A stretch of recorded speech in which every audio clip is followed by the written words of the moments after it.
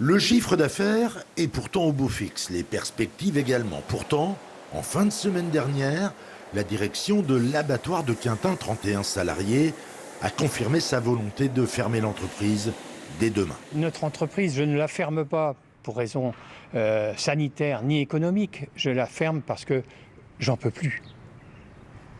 Un ras-le-bol motivé par des charges toujours plus importantes, trop de pression administrative, trop de concurrence aussi avec les abattoirs communautaires et surtout une difficulté récurrente à recruter du personnel compétent. Les époux Thébault ont décidé, la mort dans l'âme, de finalement jeter l'éponge.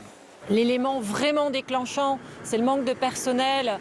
La semaine dernière, sur notre chaîne de travail, notre chaîne de production, ça a été le déclic de se dire on ne peut plus continuer. La santé et la sécurité du personnel qui travaille dans l'entreprise est en danger, réellement. Donc il faut arrêter. Un arrêt aussi brutal n'est pas sans conséquence. C'est bien toute une filière, toute une famille de producteurs qui du jour au lendemain vont se retrouver sans outils de transformation. Je pense à beaucoup de gens qui font de la vente directe à la ferme. Le passage obligé, c'est Quintin Viande.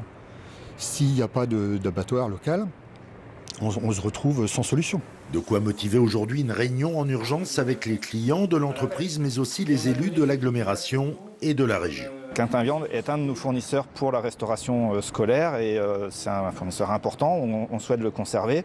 Et derrière, c'est aussi toute la filière des producteurs qui nous importe de pouvoir faire conserver sur le territoire. La région, elle a toujours été aux côtés de l'entreprise Quintin Viande pour ses investissements. Et nous, s'il y a des repreneurs, on les accompagnera évidemment. On les accompagnera, ça peut être sur des sujets d'immobilier, des sujets d'avance remboursable, sur des sujets de subvention. Donc ça, on sait faire, on sera là. Maintenant, c'est la question de trouver un repreneur ou des repreneurs pour ce site. Le salut de l'entreprise viendra peut-être d'un groupement de producteurs désireux de préserver l'outil, mais les délais sont très courts pour éviter une mise à l'arrêt de l'abattoir.